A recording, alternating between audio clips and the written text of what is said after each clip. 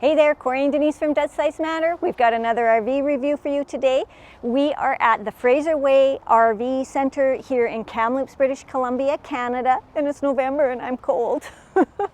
But we wanted to do the Keystone Cougar construction for you. Now, yes, we've done that a long time ago, early on, when we were just newbies at doing reviews, and we didn't think that video does the RV justice, and we want to do a better job of sharing it with you, so we're going to redo it. Plus, it's 2021 and there's been some updates, so if you want to go searching for that video back in our archives, you go for it, but we're not even going to link to it. We will link to some tours and things along the way so that you can, of course, see floor plans and stuff too.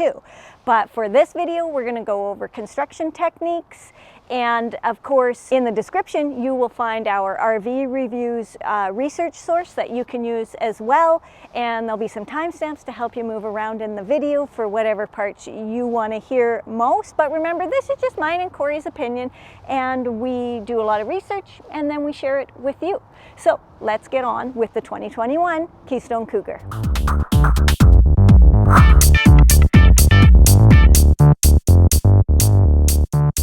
We're here at the 2021 Keystone Cougar pull trailer. These are super popular trailers. They've won awards. Nothing's perfect. You can always find a complaint out there, but they're very nice trailers. So we're just going to go through the construction here with you in this video, starting with the chassis, of course. So what Keystone does is they have in-house engineers that design the chassis specific to each model of trailer so that they can place stuff wherever they want and however they want to make it. Then they take that design and they ship it off to Leipert, who are, you know, kind of the trailer specialists, and they build the chassis, send it back on over to Keystone for the build of the rest of the trailer. So it is an E-coated chassis, and of course varying length and configurations. Underneath it, hopefully you can see, they do have a fully enclosed underbelly in there, and on top of that is the Astrofoil insulation, which is the reflective foil, but it's a little bit thicker, a little more cushiony, has some air pockets in it really. Then above that is where the tanks and things and plumbing are sitting in the frame, and then the flooring system is put on top of that.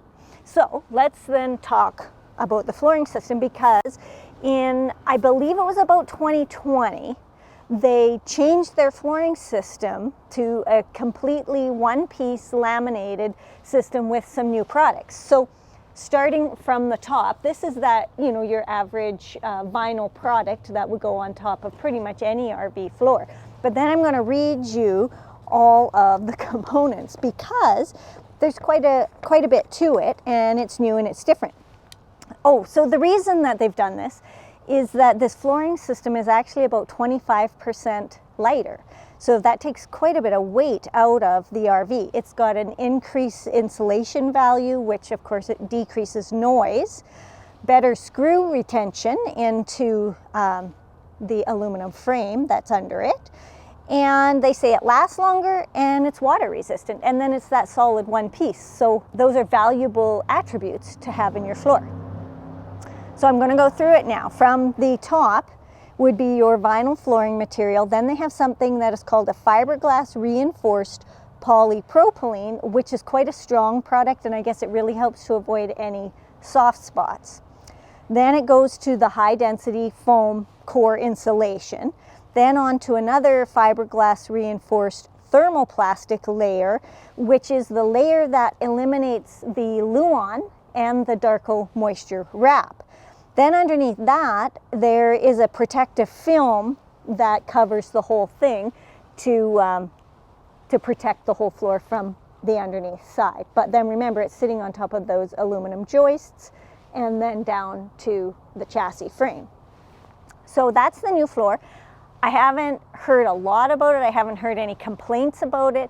You know, sometimes these kinds of things, they go to new products that are, they feel, they wouldn't go to the new product if they didn't think it was an upgrade.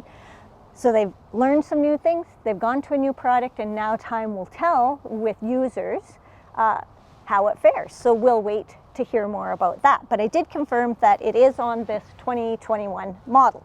So before we move on to the walls, there's a couple other things about the chassis that I wanted to talk about. It is on the Road Armor suspension, and I'm not exactly sure about the axles, but I will see what I can find out. You also are going to get aluminum alloy wheels, and these tires are the Trail King RST. Let me see if I can find some other numbers. ST22575R15. So those are the tires that you're getting. So moving on up to the wall system.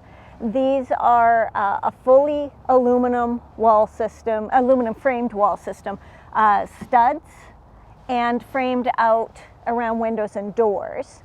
The side walls are pinch roll laminated. All of the aluminum in the Keystone Cougar is a full weld, a double weld on all the sides. It has the 2-inch foam for insulation, then it goes to the Luan, and then it goes to the fiberglass Phylon exterior. And like I said, pinch rolled for the side walls. The end and front cap are a little different in that they're not a laminated wall. So, but you do still get the aluminum frame and then a fiberglass insulation with a extra piece of the reflective foil insulation, or wrap it is really. It's not really an insulation product, but it's a reflective product that also comes down, and then there'll be the Luan, and then they put this fiberglass end cap on it as well.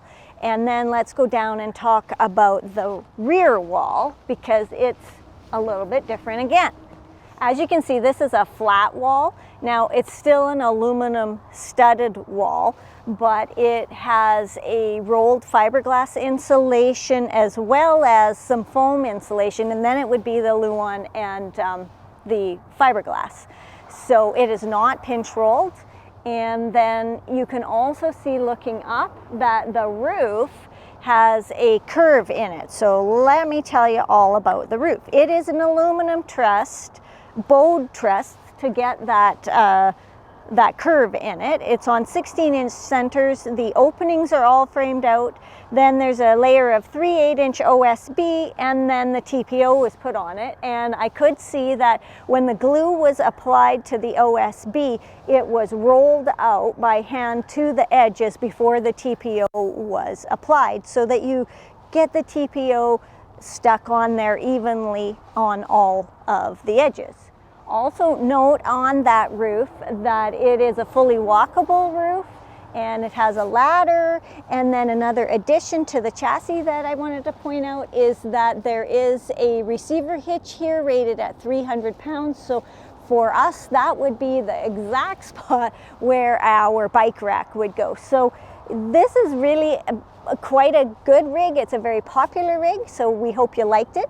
If this construction video has given you some value and helped you with any decisions that you had to make, we'd be really appreciative if you wanted to leave us a tip in our tip jar. If you are just one of those folks that loves learning everything you can about RVs like me, then we say thanks for coming, thanks for watching. Hit the subscribe if you haven't already, give us a like. We'll see you out there.